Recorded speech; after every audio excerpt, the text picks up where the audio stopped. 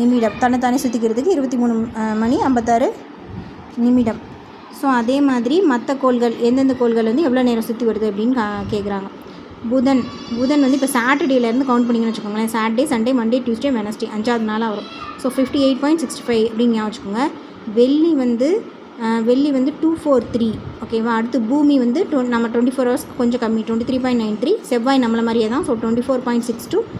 அடுத்து வியாழக்கிழமை 9 o'clock வந்து வெப் சீரிஸ்லாம் வந்துடும். ஸோ 9.92. அடுத்து சனிக்கிழமை நைட்டு 10,000 தூங்கும். ஸோ 10.23. யுரேனஸ் நெப்டியூன் அடுத்தடுத்து இருக்கும் 17, 18 அப்படின்னு. முதல் 4 கோள்கள் தான் சூரியனுக்கு அருகாமையில் இருக்கும். உட்புற சூரிய மண்டலத்தை வந்து சேர்ந்தது. அடுத்திருக்க 4 கோள்கள் வந்து வெகு தொலைவில் இருக்கும். அது வந்து வெளிப்புற சூரிய மண்டலம். சனிக்கோளுக்கு வந்து சனிக்கோளிற்கும் யுரேனஸ் கோளிற்கும் இடையே உள்ள தொலைவு வந்து கிட்டத்தட்ட பூமிக்கும் செவ்வாய்க்கும் இருக்க தூரத்தை விட 20 மடங்கு அதிகமாக இருக்குமா. ஸோ அவ்வளோ டிஸ்டன்ஸில் இருக்குது அப்படின்னு சொல்லிட்டு இந்த ஃபஸ்ட்டு இருக்க 4 கோள்கள் உட்புற கோள்கள். அது வந்து திண்ம பாறை மேலோட்டினால் இருக்கனால அது வந்து நிலம்சார் கோள், பாறை கோள் அப்படின்னு சொல்கிறோம். அடுத்து வந்து இது வந்து எக்ஸாம்பிளுக்கு நம்ம புவி மாதிரியே எடுத்துக்கலாம். அடுத்து வியாழன், சனி, யுரேனஸ், நெப்டியூஸ் அது வந்து வெளிப்புற கோள்கள். அது வந்து வாயுக்களால் தான் நிறைஞ்சா இருக்கும்.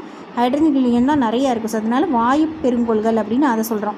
4 வெளிப்புற கோள்களும் வளையங்கள் வந்து இருக்குது. உட்புற கோள்களுக்கு வளையங்கள் இல்லை. அந்த வளையங்கள் எல்லாம் பனியால் சூழப்பட்ட பாறை துகள்களை கொண்டுள்ளன. அடுத்து சூரியனுக்கு மிக அருகில் இருக்க பாறைக்கோள் வந்து புதன். அது பகலில் சூரியனுக்கு பக்கத்தில் இருக்கிறனால பகலில் அதிக வெப்பத்துடனும் இரவில் அதிக குளிருடனும் காணப்படும். புதன் மிக மங்கலாக இருக்கும், சின்னதாக இருக்கும். வெறும் கனால் தொலைநோக்கியில் தான் பார்க்கணும். ஏன்னா சன்னு வந்து அதை ரொம்ப டாமினேட் பண்ணிடும். ஸோ மங்கலாக சிறியதாக இருக்கும். சரியா. கிழக்கு மேற்கு திசையின் கீழ்வானத்தில் தான் அதை காண முடியும். வெள்ளி கிட்டத்தட்ட பூமியின் அளவத்து. ஏன்னா பூமிக்கு பக்கத்தில் இருக்கு இல்லையா. ஸோ வந்து பூமியின் அளவத்தது இது.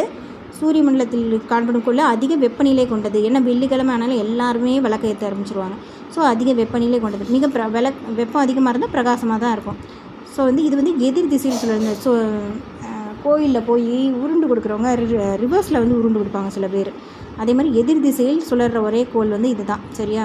சூரியனுக்கு மேற்கே தோன்றி அதனால் இது எதிர்ப்புறத்தில் சுழன்றனால சூரியன் மேற்கே தோன்றி கிழக்கே மறையும். ஸோ சூரியன் மேற்கே தோன்றி கிழக்கில் மறையும் கோள் எது அப்படின்னு கேட்டால் வெள்ளி. உருண்டு கொடுக்கறது ரிவர்ஸில் கொடுக்குறாங்கன்னு ஞாபகம் வச்சுக்கணும். கிழக்கு அல்லது மேற்கு திசையின் கீழ் வானத்திலேருந்து அதை காண முடியும். அடுத்து பூமியின் மீதுள்ள நிலப்பரப்பின் மீது ஒளி வந்து எதிரொலிப்படைகிறனால தான் என்ன ஆகுதுன்னா பூமி நீல நிறத்தில் தெரியுது. அடுத்து செவ்வாய் பூமியின் சுற்றுப்பாதைக்கு வெளியில் ரொம்ப பக்கத்தில் இருக்க கோள். சுற்றுப்பாதையில் அமைந்துள்ள முதல் கோள் செவ்வாய். ரெட் கலரில் இருக்கும், அதனால சிவப்பு கோள். சரி. இதோட துணைக்கோள்கள் என்னென்னா டீமாஸ், போபோஸ். இது வந்து இதோட துணைக்கோள்கள். அடுத்து வியாழன் வந்து இருக்கிறதுலே பெருங்கோள். பூமியை விட 11 மடங்கு அதிகமானது. 318 மடங்கு எடை வந்து அதிகம். இதில் வந்து 3 வளையம் இருக்குது. எப்படி வியாழன் கோளில் வியாழக்கிழமை ஆனால் சில சாமி கும்பிடுவாங்க, கையில் வளையம் போட்டுக்குவாங்க. 3 வளையம், 65 நிலவுகள். சரியா. இதான் இருக்கிறதுலே பெரிய கோளில் நிறைய நிலவு இதில் தான் இருக்குது.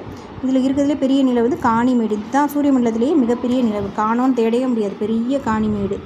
அடுத்து சனி, வளையங்களுக்கே பேர் போன சனிக்கோள்.